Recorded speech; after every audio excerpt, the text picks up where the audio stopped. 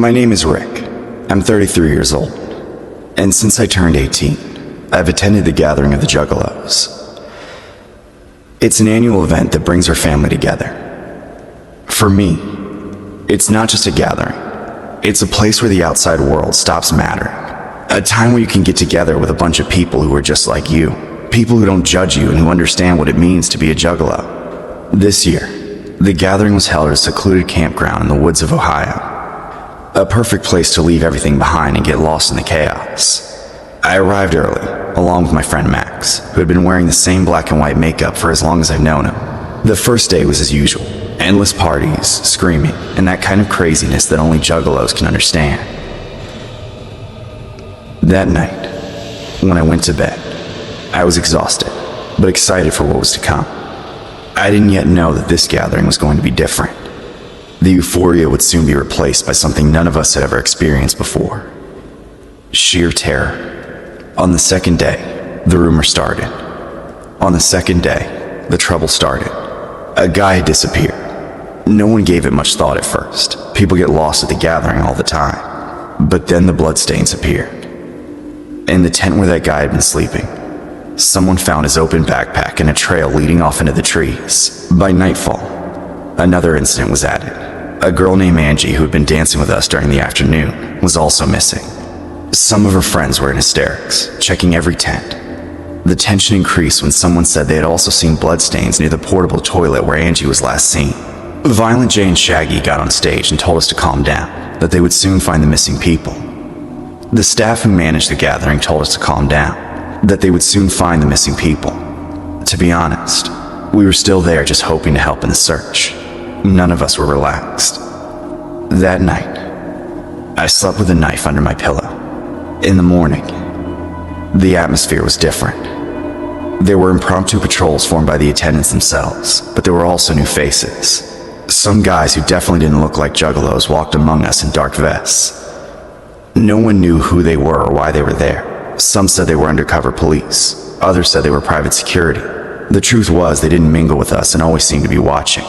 Max and I decided to stay near the main stage, where the crowd was bigger. We felt safer with more people around. A couple of hours later, a group of girls ran screaming. They said they had found another trail of blood, this time by an unlit campfire. We approached, and there it was, a red puddle on the dry ground. The murmurs grew louder. No one wanted to admit it, but we were all thinking the same thing. Someone was hunting us. That night, paranoia was at its peak. The stage lights barely managed to dispel the darkness that surrounded the camp. Every rustle of a branch, every rustle of leaves, was enough to make everyone turn suddenly. We decided to stay awake, taking turns watching our tent. Max was convinced it was a practical joke, organized as some sort of game by the victims and organizers. But I wasn't so sure anymore. It was around 3 in the morning when we heard it. A piercing scream from the forest. It was a sound that chilled your blood. Some brave ones ran toward the source of the scream, while others, like us, remained motionless, waiting. 10 minutes later, they came running back, shouting that they had found a body. When we arrived at the scene, it wasn't a rumor. On the ground, illuminated by flashlights, lay the tall boy with the mud-covered shirt. His throat had been slit. The makeup on his face was mixed with dried blood, and his open eyes stared at the sky. No one knew what to do. Some wanted to call the police, but the phone signals were intermittent. Many of us tried to leave. It was more than we were willing to bear. But then came the surprise. None of our cars would start. We were trapped. By dawn, the panic had spread. Many began to pack their things. They wanted to leave without their cars, which in itself seemed crazy to me. But someone blocked the main exit. It was these men in dark vests. Nobody leaves until this is cleared up. The situation was out of control. Some tried to fight back, but the men were armed. Something was very wrong. Max and I decided we couldn't wait any longer. If there was a way out, we had to find it. We walked into the forest, avoiding attention at all costs. The camp was on the verge of exploding. Screams, arguments, and people crying were the only things we could hear. In the forest, we found more traces of blood. This time there was a clear path leading deeper into the forest. Then, we heard footsteps. We hid behind some bushes, holding our breath. 2 figures emerged from the trees. They were the men in the dark vests, dragging something we couldn't see clearly. I could barely make out that what they were carrying was dripping. Max and I exchanged a glance, and we knew it was time to act. We ran the other way, trying to get as far away from them as possible. My heart was pounding as I heard their voices getting closer. Then something caught our attention, a faint light flickering through the trees. We came to a clearing where a group of people were gathered. They were not juggalos. They were men from the area, people from the area.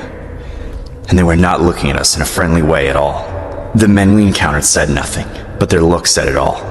They were like predators studying their prey. They dressed rudimentarily, in garments made of skins and leather, decorated with what appeared to be trophies, teeth, bones, and pieces of other people's clothing. Max and I backed away slowly, trying not to make a sound.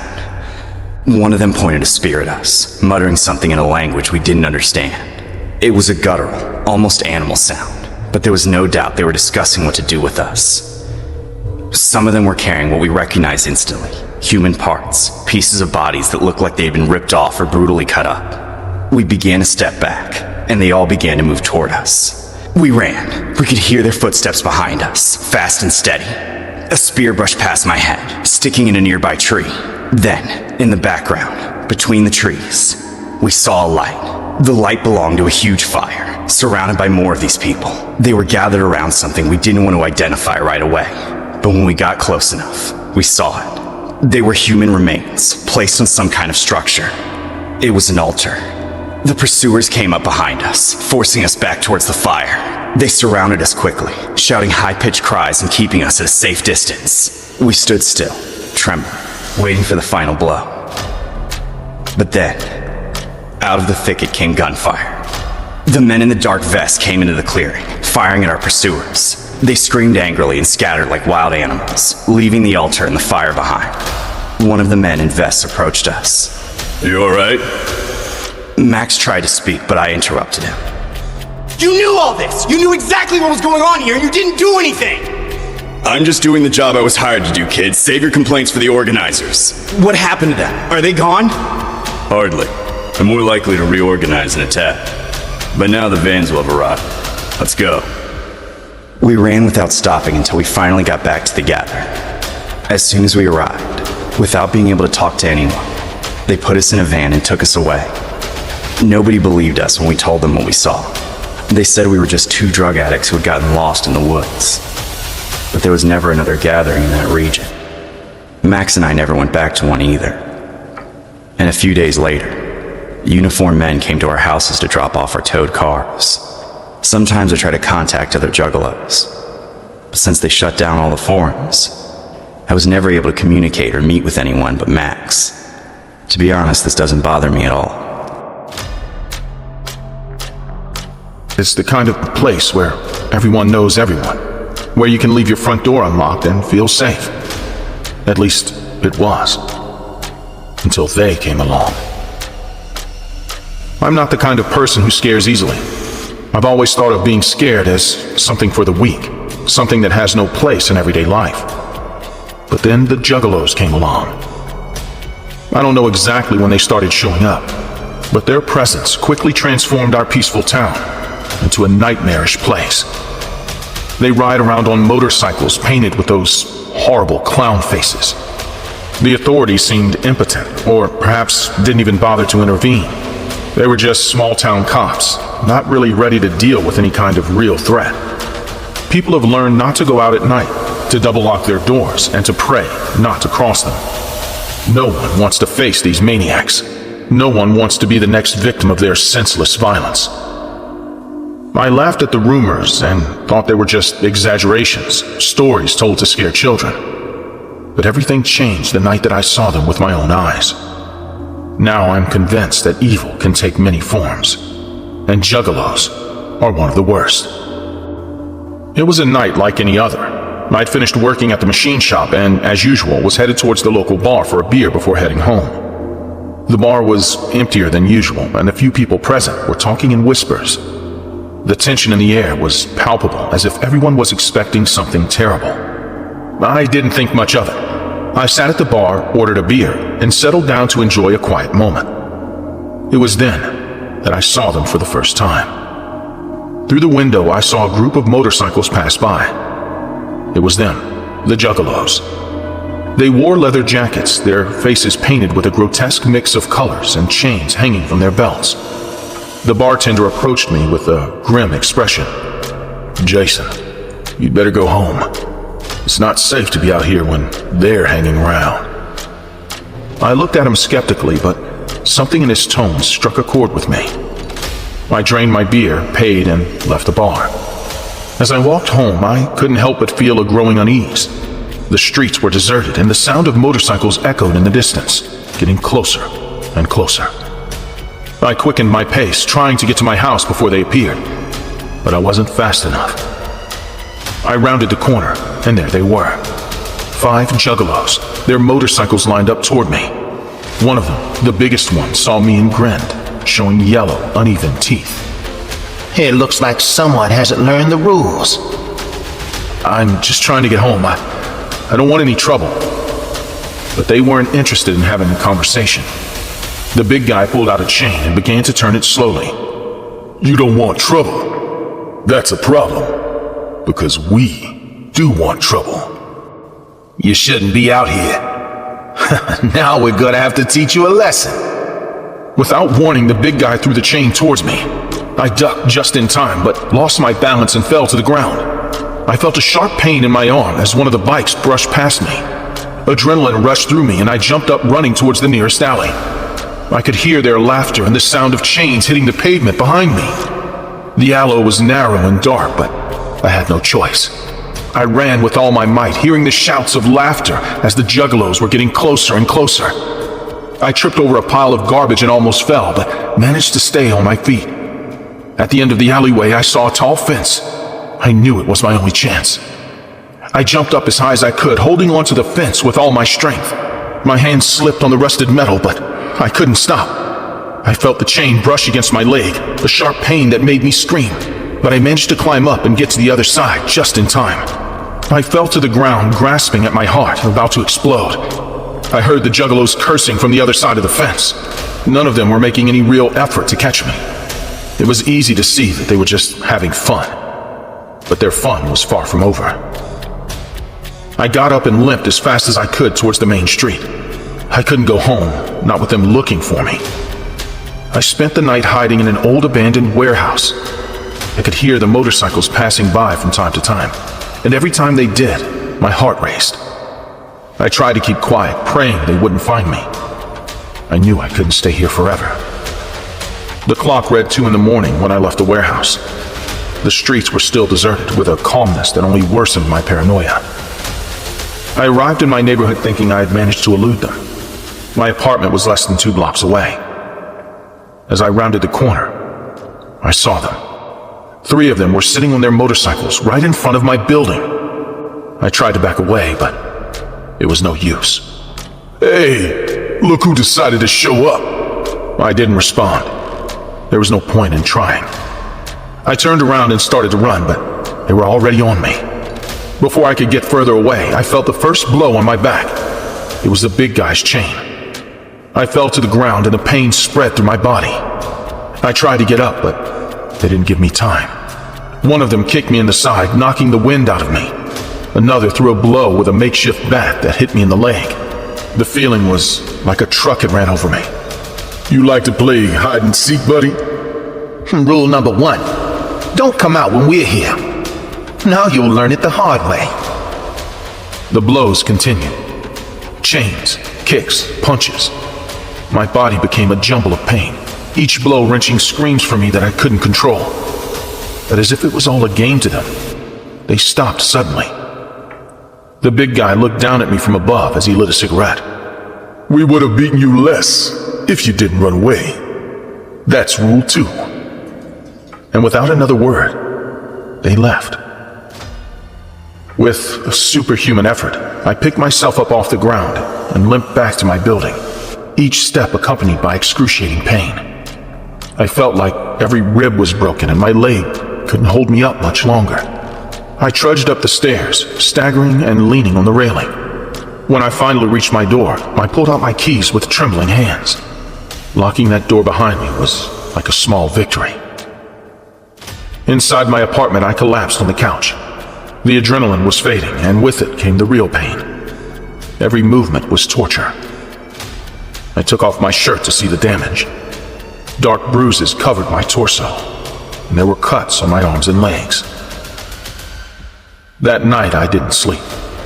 I stayed awake, sitting on the floor with a kitchen knife in my hand, waiting to hear the sound of motorcycles again. But they never came back. The next day, the news was all over town. No one dared to say it out loud, but everyone knew what had happened. No one came to my door to ask if I was okay, and I didn't want to talk to anyone either. Days passed, and the juggalos continued to roam the streets as if they owned the place. I locked myself in my apartment, coming out only when absolutely necessary and always in the daytime. I avoided any route that might cross them. Every time I heard the roar of any motorcycle, I hid, my body trembling. It didn't hurt anymore, but it was as if my body itself remembered the pain. As weeks passed, the juggalos began to disappear. First, their rounds became less frequent. Then they simply stopped appearing. No one knew why. Some said they had found another town to torment. Others that they simply got bored with us. I had no answers, and I wasn't interested in looking for them.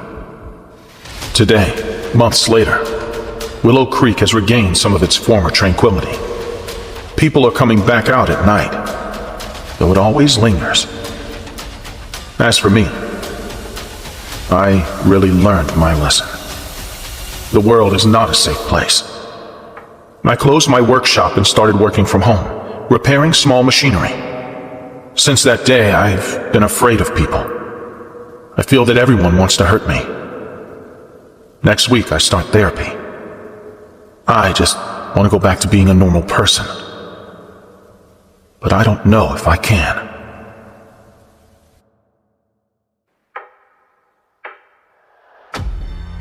I was 42 years old at the time, and just a single parent trying to raise my son, Jason, as best I could. Jason had always been an introverted boy, but lately his behavior had become increasingly strange and erratic. It all started a few months ago when he began showing interest in the Juggalo movement, a subculture that follows the rap band Insane Clown Posse. At first I thought it was just a phase, a way to rebel against the monotony of everyday life, but I soon realized that this was much darker. The Juggalos have a rather dubious reputation, with their clown makeup and love of the macabre. But what really bothered me was how Jason was changing. His room was full of band posters, his friends were a dwindling group, and he seemed to be completely absorbed in this new world. I decided it was best not to intervene too much, hoping that he himself would figure out what he was doing. But I couldn't have been more wrong. One night while I was in my office working late, I heard strange noises coming from the backyard. At first I thought it was just some animal rummaging through the garbage, but the noise persisted and became increasingly disturbing. I went outside with a flashlight in my hand, my heart pounding. What I saw when I reached the courtyard chilled me. He had spent his own money to buy several paintings of dead and bloody animals. Jason stood there staring at his artwork with a look of disturbing fascination. I tried to remain calm as I approached Jason. "What the hell is this, Jason?" Trying not to let the fear creep into my voice, he slowly turned to me with a horrible, cold smile. "These should be real animals." My hands were shaking, but I tried to keep control. "This isn't right, Jason. This is crazy. We have to talk to someone. Get help." He didn't seem to hear me. His gaze was fixed on the animals near the house, as if he was regretting not killing them. "You don't understand, Dad.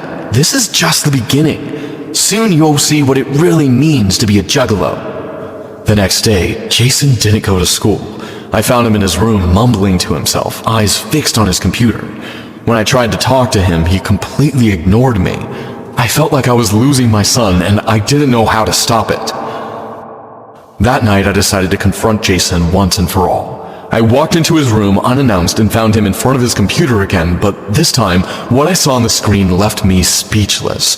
He was watching videos of satanic rituals with people dressed as juggalos performing horrendous acts.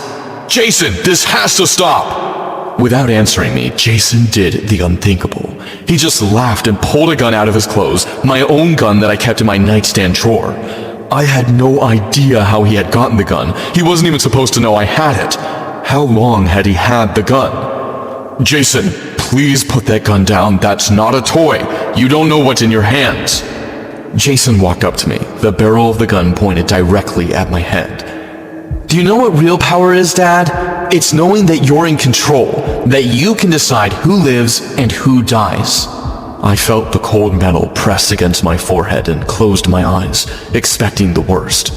But then Jason did something even more disturbing. He lowered the gun, laughed, and said, "Bang." Then he turned and walked out of the room, leaving me there shaking and terrified. After Jason left, it took me a while to regain my composure. The situation had reached a critical point, and I knew I couldn't leave things like this. I decided to check his computer to see if I could find any clues about his next moves or any hints of help. What I found was even more disconcerting. In his search history, there were details of a Juggalo's meeting to be held in town that very day. I knew I had to go there and confront Jason before something worse happened. I gathered my energy and headed to the location indicated on Jason's computer. It was a vacant lot on the outskirts of town, a perfect place for a clandestine meeting. The place was full of people with painted faces and extravagant clothes, but Jason was nowhere to be seen. Finally, I saw him. He was in the middle of a group of Juggalos, talking and laughing as if nothing had happened. My heart was pounding as I got closer. I knew this was my only chance to stop him before something terrible happened. When I was finally close enough, I called Jason's name. He turned around, surprised to see me there. "Did you follow me? Have you gone crazy?" "I'm here to take you home, Jason. This has got to stop." "Take me home? After everything that's happened? You have no idea what you're talking about." The other Juggalos began to approach, curious about the confrontation. "Look, guys, my dad came to my rescue." I could see Jason laugh and look for the rest of the people to laugh with him, but no one did. Everyone looked pretty uncomfortable.